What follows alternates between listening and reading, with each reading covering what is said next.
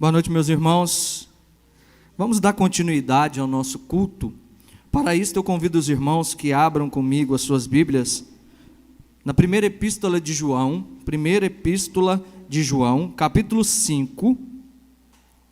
Nós faremos a leitura do versículo 1 até o versículo 5. Primeira epístola de João, capítulo 5.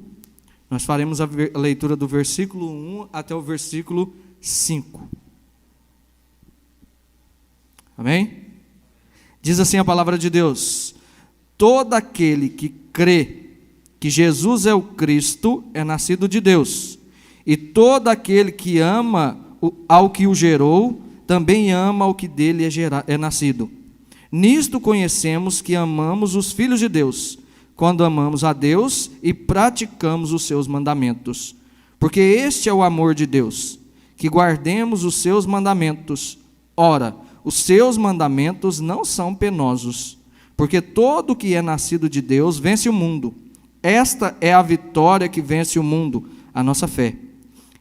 Quem é o que vence o mundo, senão aquele que crê ser Jesus, o Filho de Deus? Vamos orar? Deus, nós te damos graças por tua bondade, tua misericórdia, por teu favor, pela oportunidade de estarmos aqui na sua casa, louvarmos o teu santo nome, podermos abrir o teu santo livro, ó Deus, e saber que da parte dele, através da instrumentalidade do teu Espírito, o Senhor fala conosco, ó Deus. Por isso, nesse momento, nos colocamos na total e inteira disposição do Espírito Santo do Senhor, para que ele, ó Deus, fale ao nosso coração, para que ele nos comunique a sua vontade, para que ele, ó Deus, firma a nossa fé na sua palavra, para que ele, ó Deus, nos dê segurança. Por isso, ó Deus, colocamos diante do Senhor e pedimos, ó Deus, que o mesmo Espírito que inspirou João, ilumine a nossa mente, trabalhe no nosso coração, no nome de Jesus, amém. Irmãos, dando continuidade aí à nossa série de sermões sobre os fundamentos da segurança na fé, nós temos falado para os irmãos que João tem um propósito muito bem definido ao escrever esta carta. Qual que é o propósito de João? Está no capítulo 5, versículo 13. João vai dizer assim, o seguinte para a igreja: estas coisas vos escrevi a fim de saberdes que tendes a vida eterna, a vós outros que credes em o nome do Filho de Deus. João quer nos dar a segurança acerca da nossa fé, que nós tenhamos segurança ou certeza da nossa salvação. Como que João tem feito isso? Eu tenho falado para os irmãos que quando nós queremos saber a respeito da nossa filiação, ou alguém quer ter certeza da sua paternidade, ele faz um teste de DNA. O teste de DNA, ele confirma a filiação de alguém ou a paternidade de alguém, dependendo de qual dessas duas pessoas tenham a dúvida. É possível saber se é filho ou se é pai, através do teste de DNA. O que João está nos oferecendo aqui é justamente isso, para que nós que somos filhos de Deus saibamos que nós somos filhos. Ele quer nos dar certeza da nossa posição de filhos de Deus. Para isso ele nos dá testes, para que nós apliquemos esses testes à nossa vida e tenhamos segurança acerca da nossa fé, da nossa posição. De fato eu sou filho de Deus devido a esse teste e aquele teste. João vai falar sobre 3 testes. Ele vai falar sobre o teste moral, que é o teste da obediência, ou o teste da santidade. Aquele que obedece os mandamentos, ou aquele que vive em santidade, é aquele que pode ser considerado como sendo nascido de Deus. João também vai nos dar o teste social. Aquele que ama o irmão é nascido de Deus. E João vai nos dar também o teste doutrinário. Quem crê em Cristo como sendo filho de Deus, esse é nascido de Deus. Uma das palavras que João vai usar muito nessa epístola é nascido de Deus, justamente para nos confirmar ou nos dar certeza a respeito da nossa filiação. João até agora tinha trago a nós esses testes de maneira separada. Somente no texto do capítulo 4, do 13 ao 16, ele havia trago 2 testes ao mesmo tempo, que é o teste social e também o teste doutrinário. Pela primeira vez na carta, João vai apresentar os 3 testes juntos, e João vai nos mostrar que esses 3 testes não podem ser separados, eles estão entrelaçados uns aos outros, e existe um elo que liga um desses testes ao outro. Este elo é o novo nascimento. João vai nos mostrar que através do novo nascimento, esses testes, tanto a fé como o amor e a obediência, estão ligados, estão entrelaçados uns aos outros. Por isso que eu gostaria de compartilhar com os irmãos sobre um tema: o elo entre a fé, o amor e a obediência. Nós vamos mostrar que João vai nos mostrar que o amor, a fé e a obediência estão entrelaçados, e o elo que une um ao outro é o novo nascimento, certo? O primeiro ponto que João traz diante de nós está no versículo 1, onde ele diz: todo aquele que crê que Jesus é o Cristo é nascido de Deus.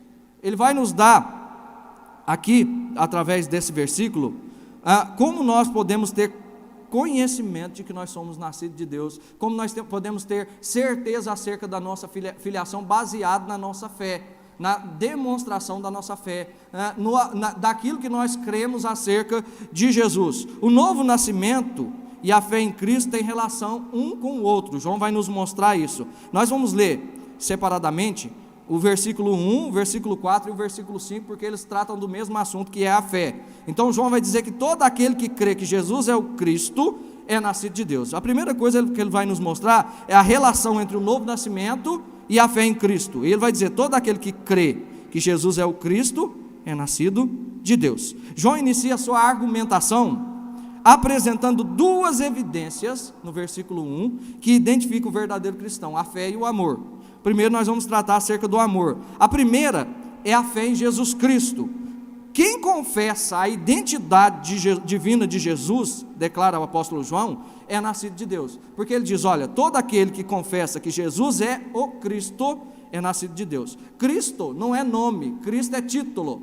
Quando nós falamos Jesus Cristo, nós estamos falando do título, o ungido, o Messias, o escolhido de Deus. João diz que aquele que declara e confessa a identidade divina de Jesus, reconhece que de fato Jesus é o enviado de Deus, é o escolhido de Deus, é aquele que Deus haveria de enviar para a salvação do mundo, para nos tirar da condenação dos nossos pecados, aquele que traria salvação da parte de Deus. Aquele que crê que Jesus é o enviado de Deus, este nasceu de novo. João vai nos dizer, ou nos mostrar, que diferente daquilo que os gnósticos pregavam, porque eles não criam que Jesus era o Filho de Deus. Na realidade, a crença dos gnósticos era da seguinte forma: eles diziam que Jesus nasceu homem, na ocasião do batismo o Espírito de Deus desceu sobre Jesus, então ele se tornou Cristo, e na ocasião da sua morte o Espírito saiu e ele deixou de ser o Cristo. Então, essa fé ou essa crença dos gnósticos, ela é rechaçada por João, e ele diz: não, aquele que crê que Jesus é integralmente o Filho de Deus, ao mesmo tempo que ele é o Filho de Deus, ele é divino, ele é o enviado de Deus, ele é homem também, ele é perfeitamente homem e perfeitamente Deus, esse nasceu de novo. E João nos mostra que o cristão é aquele que crê que Jesus de Nazaré, o qual padeceu e morreu sob Pôncio Pilatos, era o Cristo, o Messias, o enviado por Deus para ser o Salvador do mundo. Então a primeira evidência de alguém que quer saber com relação à sua filiação é se ele crê que Jesus é o Cristo, o enviado de Deus, o escolhido de Deus, aquele que deveria vir para nos purificar do nosso pecado, para nos salvar da maldição dos nossos pecados, que é a morte. Uma coisa importante também a ressaltar sobre aquilo que João fala sobre o novo nascimento aqui, é que ele vai mostrar que a fé é resultado e consequência do novo nascimento, e não a causa do novo nascimento. Tem alguns que acreditam que a pessoa crê e nasce de novo. O que João está nos mostrando é inteiramente o contrário. Aquele que nasce de novo é que crê, não é o contrário. Ele vai mostrar aqui que a palavra crer está no tempo presente, indicando uma atividade contínua, e a palavra nascido está no tempo perfeito, que indica um evento ocorrido no passado com consequências contínuas. O que João está nos mostrando aqui? Que o novo nascimento é uma ação pontual no passado, que tem que traz consequências para a nossa vida no futuro com relação à nossa fé. A nossa fé não é somente uma fé que passa, uma fé que não avança, mas é uma fé, um ato contínuo. Nós permanecemos na fé porque nós nascemos de novo. Então, crer é resultado e evidência e prova irrefutável que nós passamos pela experiência do novo nascimento. Então, somente faz parte da família de Deus aquele que crê em Jesus, porque ele nasceu de novo. O novo nascimento, meus irmãos, para quem não sabe, é aquela operação da graça de Deus, onde ele muda a nossa disposição interior. A Bíblia diz que o homem natural, ou o homem sem Deus, ele está morto nos seus delitos e pecados. Efésios capítulo 2, ele vai dizer que o homem está morto nos seus delitos e pecados. Por causa do pecado, o homem está num estado de morte. Ele não busca Deus, ele não se agrada de Deus, e muito menos terá fé em Deus ou no seu Cristo. Então essa pessoa, ela não tem a capacidade de crer, ela não quer crer, ela não busca a Deus, ela não tem nenhuma disposição para Deus, ela não tem fé no coração. É impossível que ela tenha fé, ou que ela exerça fé, porque ela está morta. E João então nos mostra que, primeiro, para que nós creiamos, Deus opera no nosso interior, nos dando uma nova disposição interior. Ele implanta uma nova vida em nós. Aqueles que estavam mortos nos seus delitos e pecados, passam a ter agora vida espiritual. Isso é chamado na Bíblia de regeneração, nascer de novo. O homem nasce de novo, ele passa por um processo de novo nascimento, e essa inclinação, aversão de Deus, essa incapacidade de buscar a Deus, essa ausência de fé é mudada, de forma que agora o homem passa a buscar a Deus, ele passa a ter sede de Deus, ele passa a ter uma disposição e a inclinação para Deus, ele passa a exercer fé em Deus e no seu Cristo. Isso é nascer de novo. João está dizendo que aquele que nasceu de novo crê. Então, uma evidência, uma prova irrefutável de que nós somos filhos de Deus é quando nós nos entregamos totalmente a Cristo para a nossa salvação. Crer em Jesus é nós nos despirmos de toda e qualquer busca pelo nosso próprio mérito de salvação. Nós não temos mérito para alcançar a salvação. Não há nada em nós que nos faça ser ou ter mérito diante de Deus da salvação. Somente obtemos a salvação quando nós depositamos a nossa fé em Cristo. Somente alcançamos a salvação quando nós descansamos totalmente na sua obra, na obra de Cristo para a salvação. E é isso que João está falando. Aquele que nasceu de novo é alguém que deposita em Cristo a sua certeza de salvação. Ele sabe que nele mesmo não há capacidade para que ele se salve. Nele mesmo não há algo que faça com que Deus o torne capaz, ou que ele tenha mérito de salvação. Somente quando ele nasce de novo, aí ele crê, a salvação é possível, porque ele deposita toda a sua confiança naquele que pode obedecer a Deus, naquele que pode cumprir totalmente a lei de Deus, naquele que cumpriu diante de Deus, ou pagou diante de Deus o preço dos nossos pecados. Então, quando nós depositamos em Cristo a nossa confiança, nós estamos nos abstendo de qualquer capacidade que nós temos de buscar a favor de Deus e de alcançar a salvação. Nós depositamos totalmente em Cristo a nossa fé. Somente por meio da obediência dele que nos é imputada, somente por meio da perfeita obediência dele, do pagamento da maldição da lei, que é a morte, somente quando nós depositamos a fé nele, nós podemos ter certeza de que nós temos a salvação. Há muita gente, há muitas pessoas que buscam alcançar a salvação por meio de obras, achando que é possível ter mérito diante de Deus na salvação. O que João coloca diante de nós é que não é possível. Nada que você faça pode ser colocado diante de Deus como mérito para a salvação. Não importa se você é uma pessoa boa, não importa se você ajuda o próximo, se todas essas ações não são frutos de fé, nada adianta diante de Deus. A Bíblia diz que as nossas boas obras diante de Deus são tidas como trapos de imundícia. Então, uma das coisas que nós precisamos entender é que, primeiro, nós não temos mérito na nossa salvação.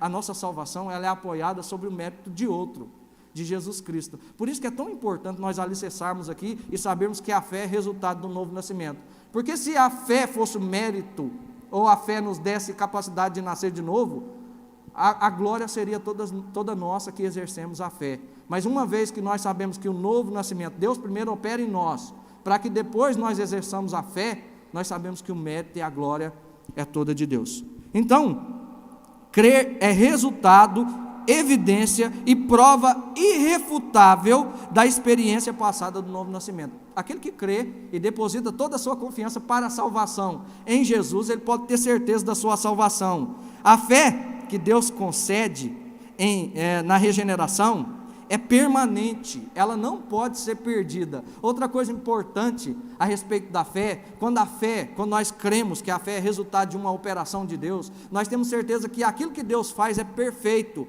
Sendo perfeito, nós não podemos perder, porque uma vez que é Deus que opera, uma vez que Deus faz todas as coisas perfeitas, Ele não erra, não há a mínima probabilidade de que Deus faça algo que não seja pleno, que não seja completo.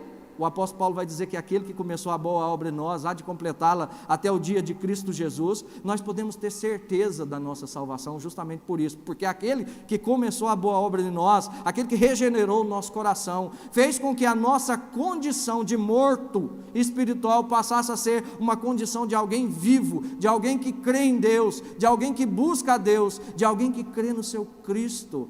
Nós não podemos perder ou decair do nosso estado de graça.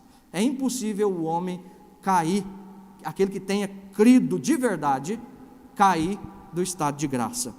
Por último, a respeito desse ponto, João vai dizer que todo aquele, e ele indica que a religião cristã não exclui ninguém. Qualquer um que coloca sua fé em Cristo Jesus com sinceridade é filho de Deus. Eu quero abrir um paralelo, né? Ele não exclui ninguém, mas somente crerão aqueles a quem Deus escolheu, aqueles a quem Deus elegeu.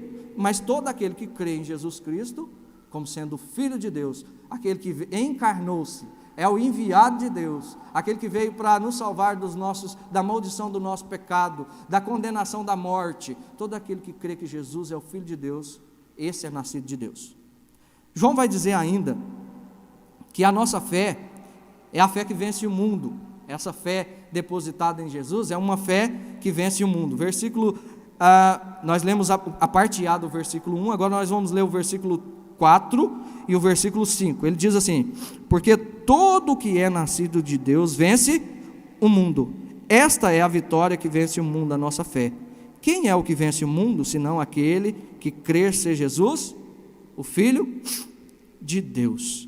Então ele vai dizer que todo aquele que é nascido de Deus vence o mundo. Meus irmãos, uma das coisas que nós sabemos é que para o homem de Deus, aquele que é nascido de Deus, o cristão, ele está no mundo.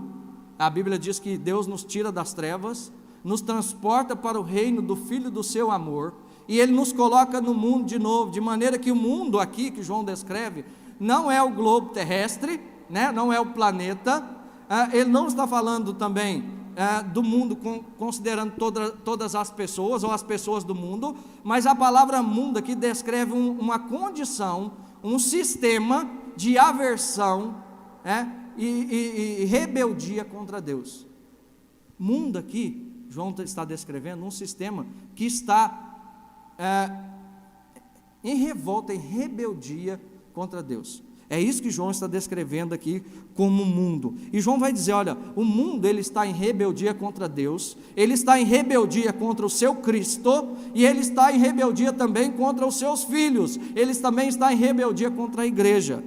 João está dizendo que quem é nascido de Deus pela fé em Jesus Cristo, recebe o poder para vencer as forças hostis do mundo, que se unem para impedir que nós obedeçamos a Deus.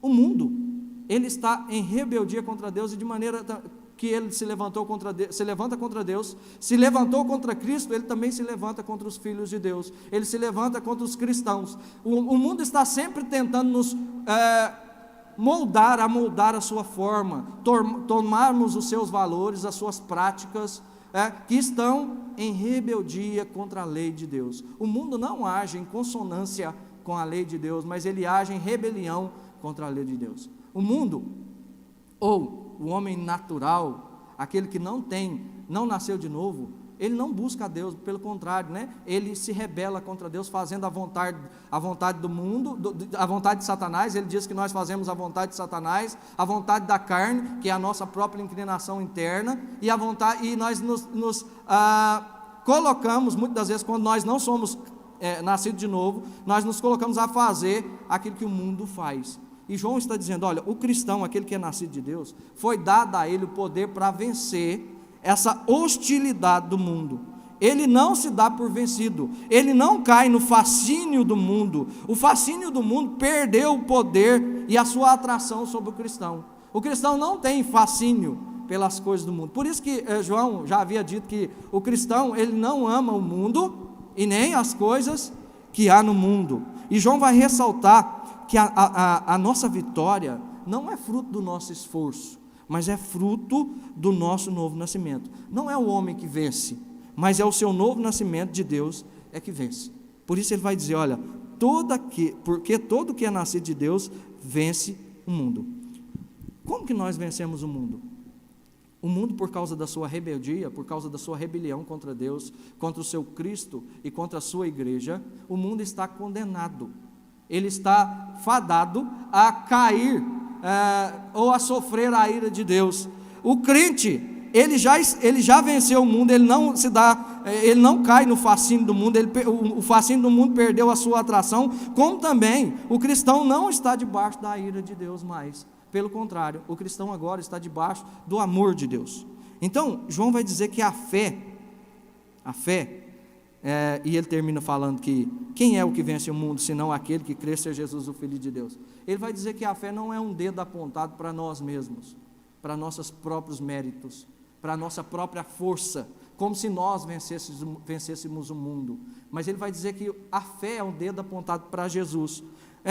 O que impressiona as pessoas quando olham para nós, não é a fé com fim em si mesma, mas é a nossa fé em Jesus. O que deve impressionar as pessoas quando elas se deparam conosco, não é o tamanho da nossa fé, baseado somente na fé, numa capacidade de crer, mas é o objeto da nossa fé. Não é a fé puramente, mas sim o Senhor, em quem nós depositamos a nossa fé. E João vai dizer, olha, quem que vence o mundo, senão aquele que crê ser Jesus, o Filho de Deus? A fé não é meritória, porque é fruto do novo nascimento, da operação de Deus no nosso interior. A fé não é um dedo apontado para nós mesmos, como se nós tivéssemos méritos, como se nós tivéssemos forças para vencer alguma coisa, ou para correr de maneira vitoriosa. A fé é um dedo apontado para Jesus, depositando nele toda a nossa confiança, sabendo que nós triunfaremos sobre o mundo, sobre a nossa carne, sobre o diabo, porque Deus haverá de recompensar a nossa fé, não pelos nossos méritos, mas pelos méritos de Cristo. E João diz então, você pode ter certeza da sua salvação, se você crer que Jesus é o Filho de Deus. E você crendo que Jesus é o Filho de Deus, você é vitorioso sobre o mundo. Você não cai no fascínio do mundo. Você não é vencido pela oposição e hostilidade do mundo. Pelo contrário, você é vitorioso, porque você está depositando a sua fé em Cristo Jesus. Vocês se lembram que Jesus falou assim, no mundo tereis aflições, mas tem de bom ânimo, porque eu venci o mundo. Assim como Cristo é vitorioso, nós em Cristo também somos. Segundo aspecto, que João vai colocar do novo nascimento aí, o elo entre a fé, o amor e a obediência, ele vai falar que todo aquele que é nascido de Deus naturalmente ama. Todo aquele que é nascido de Deus naturalmente ama. Versículo 1, parte B. 5:1, parte B. Ele diz assim: e todo aquele que ama ao que o gerou, também ama o que dele é nascido. A segunda evidência, dentro dos testes que João coloca diante de nós, ou o teste que ele coloca diante de nós, que nos dá a evidência de que nós somos cristãos, que nós somos filhos de Deus, é o amor. Todo cristão, ou todo aquele que ama a Deus, e todo aquele que ama o próximo, pode ter certeza da sua salvação. Ele já havia colocado isso aqui de maneira contrária, Ele diz que todo aquele que ama o irmão, ama a Deus. Agora ele diz que todo aquele que ama a Deus, ama também o irmão. O novo nascimento, que nos leva ao reconhecimento de que Jesus é o Filho de Deus, nos envolve num relacionamento amoroso entre nós e o Pai, e entre nós e os seus filhos. Brooke, um comentarista, vai nos trazer algo importantíssimo aqui sobre o que João está tentando nos dizer. Ele vai dizer assim, João deixa implícito que o que é verdade quanto à família humana, é verdade também quanto à sociedade divina. Por quê? O que João está dizendo aqui? João está nos informando que aquele que é nascido de Deus, ama a Deus, e ama também aqueles que dele são gerados. O que nos faz amar a nossa família consanguínea? O que nos faz amar a nossa própria família? O laço de sangue, né? Pelo laço de sangue que nós temos, muitas das vezes nós amamos. Isso não é verdade em todas as famílias, não podemos colocar como sendo verdade em todas as famílias, que há pessoas com laços consanguíneos que não se amam, mas a grande maioria das pessoas que tem família, ama sua família, né? O filho ama o pai e ama também os seus irmãos. João está falando que o que é verdade na família humana, é verdade também na família de Deus. A verdade é que a experiência do novo nascimento, que nos estabelece como sendo filho de Deus, também alcança outros e coloca essas outras pessoas na mesma condição que nós. Uma vez que nós somos filhos de Deus, nós amamos a Deus porque Deus se torna o nosso Pai, nós também amaremos aqueles que dele é gerado, aqueles também que nasceram de novo. A verdade é que a experiência do novo nascimento estabelece afinidade e afeição, não só entre nós e o Pai, mas entre nós e os nossos irmãos na fé. João agora está falando sobre a família da fé, ele está falando da família de Deus, ele está falando da igreja. Por que é importante que nós falemos isso aqui, meus irmãos? Uma das coisas que eu tenho falado que é ausente na igreja contemporânea, é que não há mais amor entre os irmãos. É algo que nós muitas das vezes falhamos. Nós muitas das vezes falhamos em demonstrar que nós temos amor para com o próximo. Quanto mais envolvimento e comunhão nós temos, muito mais nós nos focamos nas dificuldades e nas falhas dos irmãos, ao invés de olharmos para eles como sendo iguais a nós, fazendo parte da nossa própria família, porque agora, diz o apóstolo Pedro, que nós já não somos estrangeiros e peregrinos, nós somos com relação ao mundo, mas agora nós temos uma família, nós fazemos parte da família de Deus, como diz o apóstolo Pedro, de maneira que os nossos irmãos em Cristo devem ser amados por nós, a despeito da sua falha, a despeito da sua ausência, muitas vezes, de atributos ou de qualidades para serem amados. Muitas vezes nós nos focamos nas falhas das pessoas, e nós temos dificuldade de amar essas pessoas, e João está nos ensinando, olha, o que deve marcar o amor na igreja, não é a afinidade, não é a afinidade que faz com que nós amemos uns aos outros. Ele já havia nos dado outras razões, mas ele vai dizer aqui agora nesse trecho, que nós devemos amar uns aos outros, porque nós fazemos parte da mesma família.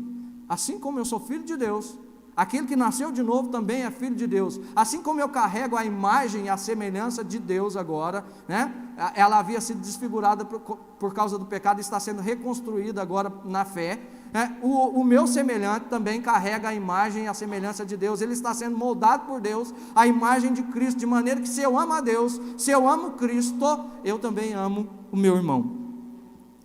Lembrando, meus irmãos, que é necessário que nós falemos um pouco desse amor.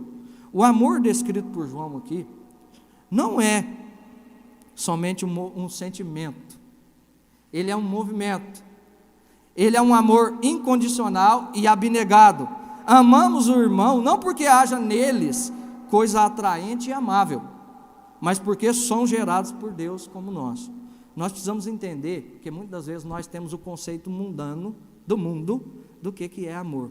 Amor não é um sentimento, não é algo baseado na troca. Eu estou sempre falando isso aqui porque nós precisamos entender biblicamente o que é amor. João vai dizer que amor é um movimento, é quando nós agimos, é quando nós nos movemos em relação à pessoa a quem esse amor é direcionado. Ele é um sentimento? Sim, mas não é um sentimento puramente, ele é movimento também. E João vai dizer, olha, o amor não é a questão de afinidade, mas é uma questão de paternidade. Pelo novo nascimento nós cremos, e por causa do novo nascimento nós amamos. Uma das coisas que pode ilustrar muito bem isso aqui, para que nós entendamos de maneira perfeita, eu sei que a minha mãe tinha mania de fazer isso, né? Muitos de vocês vão se identificar comigo, porque quase todas as mães são iguais em algumas coisas. Quando eu brigava com meu irmão, Minha mãe tinha uma mania, ou ela tinha um jeito de nos ensinar que nós não deveríamos brigar. Ela fazia com que nós nos abraçássemos. Enquanto nós não nos abraçássemos, nós não poderíamos sair de perto dela ali. Ela fazia nós ficarmos um de frente para o outro, e ela dizia: vocês vão ter que se abraçar, porque vocês não devem brigar. E por que ela dizia que nós não devemos brigar? Porque nós somos irmãos. É isso que João está dizendo. Na igreja não deve haver dificuldade entre irmãos. Nós não devemos brigar, nós não devemos ter dificuldade no coração com relação ao irmão. Sabe por que nós não devemos? Porque nós somos irmãos. Nós temos o mesmo Pai, cremos no mesmo Cristo, fazemos parte da mesma família, de maneira que agora deve haver afeição, afinidade em nós, porque nós amamos a Deus, nós amamos também os nossos irmãos. A igreja, ela precisa resgatar essa marca. A igreja precisa ser conhecida como uma igreja de demonstração de amor, e não somente um sentimento, mas em prática, em movimento, em relação ao outro. E João vai dizer: aquele que é nascido de Deus, naturalmente ama. Ele ama a Deus e ele ama o próximo. Terceiro ponto, João vai dizer: todo aquele que é nascido de Deus, obedece aos mandamentos. Versículo 2 e versículo 3, ele diz assim: olha, porque este é o amor de Deus, que guardemos os seus mandamentos. Ora, os seus mandamentos não são penosos. Versículo 2 primeiro, né? Nisso conhecemos que amamos os filhos de Deus, quando amamos a Deus e praticamos os seus mandamentos. Aqui João insere uma palavra que é chave nos escritos de João. Na maioria das vezes ele vai dizer que nisto conhecemos. Ele quer nos dar uma ênfase de que é crucial para os crentes conhecerem, perceberem, tomarem ciência, ter certeza das verdades do Evangelho. Não é isso que ele está tentando nos fazer? Nos dar certeza da nossa salvação? Por isso ele diz: olha, nisso nós conhecemos, nós temos certeza, nós averiguamos, nós provamos, nós temos consciência acerca da nossa filiação. Como? Ele vai dizer que a genuína fé produz amor, e que o amor, ele resulta em obediência. O que João está nos dizendo aqui? Olha, gente, se amar não é só sentimento, é movimento, nós demonstramos amor para com os irmãos de que forma? João havia dito, né? Quando nós amamos de fato e de verdade.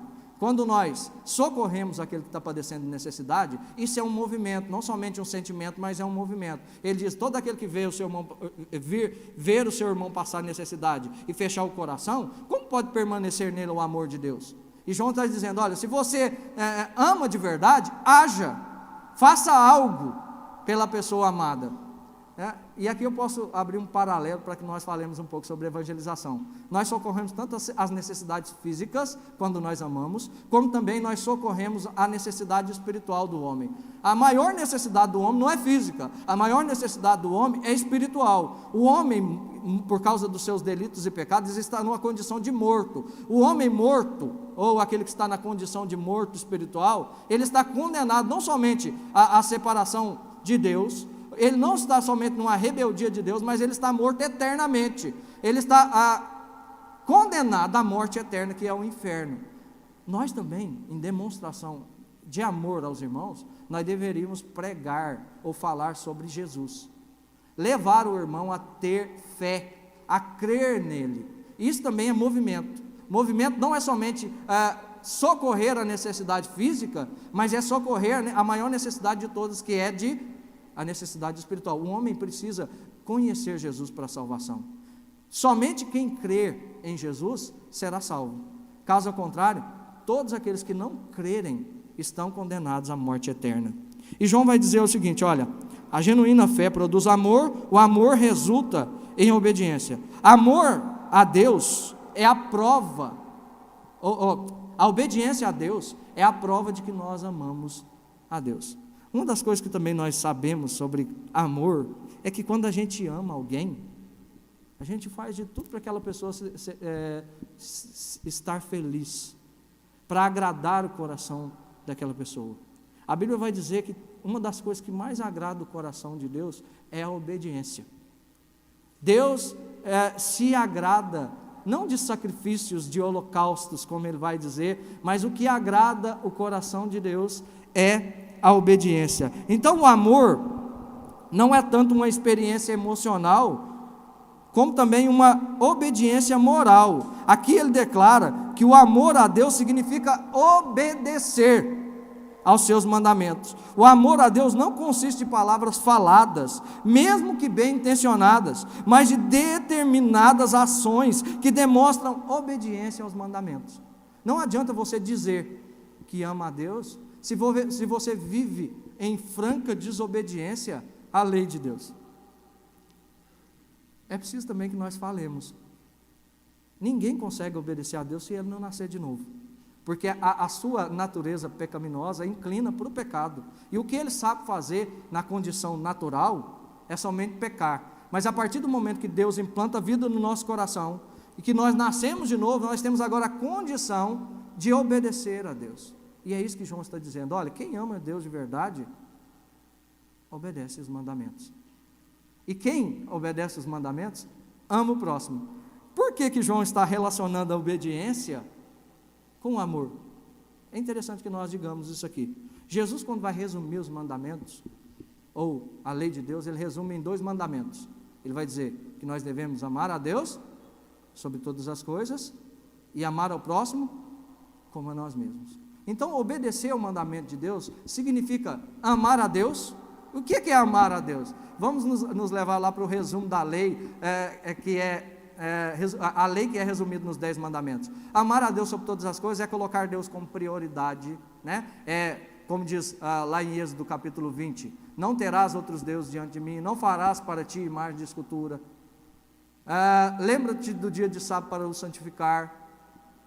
Tudo isso é demonstração de amor. Quando nós obedecemos, não somente nos 10 mandamentos, mas a Bíblia toda tem mandamento. Mandamento é tudo aquilo que está na Bíblia em forma de ordenança ou proibição. Todas as vezes que eu obedeço a uma ordenança de Deus contida na Escritura, ou toda vez que eu me privo daquilo que é proibido na Bíblia, eu estou amando a Deus.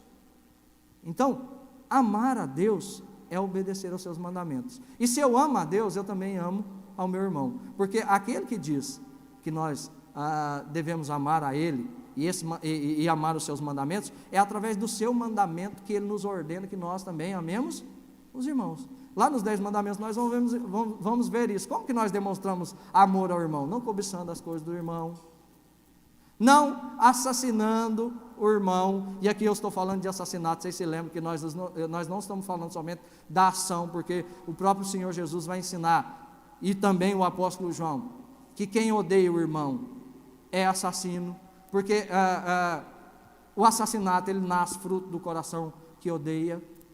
Então é assim que eu amo o próximo, quando eu socorro as necessidades do próximo, e isso também é mandamento de Deus, que nós socorremos o próximo.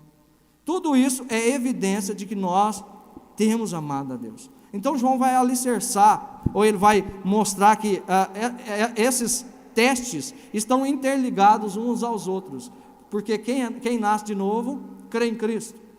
Quem crê em Cristo, obedece os mandamentos, ou quem crê em Cristo ama o próximo. E quem ama o próximo e ama a Deus, obedece os mandamentos. João está mostrando que é uma corrente, né? E os elos estão todos conectados. O amor de Deus, então, tem uma segunda consequência. Qual que é a primeira consequência de amar a Deus? Amar o próximo. E qual que é a segunda consequência de amar a Deus? Obedecer aos mandamentos. Se nós amamos verdadeiramente a Deus, não somente amamos os seus filhos, mas também praticamos os seus mandamentos. E João vai terminar mostrando que, uma vez que nós amamos a Deus, nós praticamos os seus mandamentos não são penosos para nós. Porque ele vai dizer no versículo 3, porque este é o amor de Deus, que guardemos os seus mandamentos. Ora, os seus mandamentos não são penosos. A palavra penoso aqui significa pesado. João quer que nós amemos a Deus não por medo, que nós obedeçamos a Deus não por medo, mas por amor. E uma vez que nós amamos a Deus, os seus mandamentos não são penosos. E uma vez que nós sabemos que também Deus nos ama, Ele não colocará sobre nós grandes fardos, Vocês se lembram que Jesus falou que nós deveríamos ir a Ele, que Ele não colocaria fardo pesado sobre as nossas costas? A lei de Deus, ou o mandamento de Deus, não é um fardo pesado para nós, porque ele é fruto do amor de Deus para conosco. Nós não devemos olhar para a Bíblia como sendo um conjunto de regras a serem praticadas, muito difíceis de serem praticadas, de serem guardadas e praticadas. Nós devemos olhar para a Bíblia como uma carta de amor de alguém que nos ama, de um pai amoroso que deseja o melhor para seus filhos. Quando Deus nos dá a sua lei e os seus mandamentos, Ele nos dá para o nosso próprio bem. Quando nós olhamos para a lei de Deus, nós não podemos dizer que a lei de Deus é ruim, que ela causa o nosso mal. Pelo contrário, por causa do amor com que Deus nos ama, Ele nos dá a sua lei para que nós vivamos à luz da sua lei, para que nós vivamos de acordo com a sua vontade, que é boa, perfeita e agradável. João vai dizer que a vontade do Pai nos revela a sua sabedoria, nos revela o seu amor, e ela procura o nosso bem-estar supremo. Por isso o mandamento de Deus não é pesado. Hernandes vai dizer que os mandamentos de Deus não são pesados por causa do amor.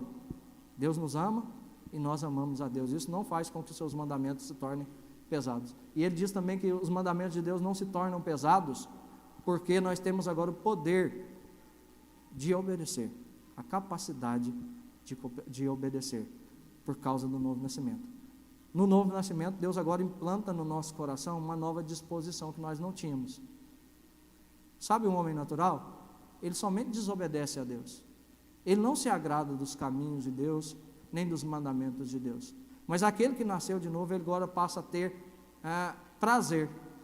O mandamento de Deus não é penoso, mas é prazer. Se torna prazeroso obedecer a Deus. Irmãos, eu comecei o nosso sermão falando sobre o teste de DNA. Quando o teste de DNA ele é feito, na maioria dos testes ele não dá 100% de certeza quanto à filiação de alguém ou à paternidade. Geralmente é dito que a compatibilidade genética é de 99,9%.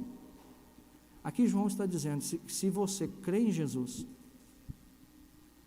se você ama o próximo, ou ama o irmão, e se você obedece aos mandamentos, se há obediência na sua vida, você pode ter 100% de certeza da sua posição. Você é filho de Deus. Olhe para a sua vida. Se de fato você tem depositado a sua confiança em Cristo Jesus para a salvação. E se por causa da fé em Jesus, você tem demonstrado amor para com o próximo. E por causa do amor ao próximo, você ama o próximo e ama também a Deus. E você amando a Deus, você tem obedecido os seus mandamentos. Se você tem feito isso, diz João, você não precisa viver sobre o terror ou a incerteza da sua posição. Você pode ter segurança, você pode ter 100% de certeza de que você é filho de Deus. O teste que João coloca sobre nós, ele nos dá 100% de confirmação. Não pode ficar dúvidas no nosso coração, uma vez que nós apresentamos as consequências do novo nascimento. O que o novo nascimento produz? Fé, amor e obediência. Se nós temos fé, amor e obediência, nós somos filhos de Deus. Esta é a nossa posição. Que Deus nos abençoe, que o nosso coração se encha dessa certeza, que a nossa fé em Cristo, que o nosso amor a Deus e ao próximo, e que a nossa obediência aos mandamentos possa evidenciar de que de fato nós somos filhos de Deus, pertencemos à família de Deus, fazemos parte da família de Deus, temos Deus como nosso Pai e somos os seus filhos. Amém? Vamos orar. Deus, nós agradecemos ao Senhor por sua palavra. Obrigado porque o apóstolo João, inspirado pelo Espírito Santo, nos coloca, ó Deus, esses testes com os quais ele visa criar no nosso coração segurança, ó Deus. Uma vez que nós temos buscado ao Senhor, uma vez que nós temos fé no Seu Cristo, uma vez, ó Deus, que nós temos demonstrado amor para com o próximo e amor para com o Senhor, uma vez, ó Deus, que os mandamentos do Senhor para nós não são penosos, mas são o nosso prazer, que o Senhor encha o nosso coração dessa segurança, dessa certeza, de que, ó Deus, pela fé, pelo amor e pela obediência, nós estamos na posição de Seus filhos. Eu peço que o Seu Espírito, ó Deus, o mesmo que inspirou João, possa agir na nossa mente, no nosso coração, colocando essa certeza, ó Deus, de que no novo nascimento, através da implantação dessa nova vida, o Espírito Santo faz gerar, ou gera em nós, fé, amor e obediência. E que isso, ó Deus, são consequências do nosso novo nascimento, e assim nos dando certeza da nossa filiação, Deus.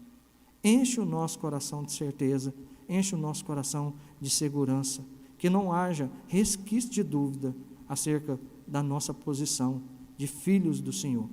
Esta é a nossa oração, no nome de Cristo Jesus, o nosso Senhor, o nosso Salvador, aquele que foi enviado pelo Senhor como propiciação pelos nossos pecados, aquele que de maneira perfeita obedeceu a sua lei, imputando a sua justiça sobre nós, aquele que pagou o preço pelos nossos pecados. É no nome dele em quem nós depositamos a nossa fé para a salvação, é no nome dele que eu entrego a minha oração, no nome de Cristo.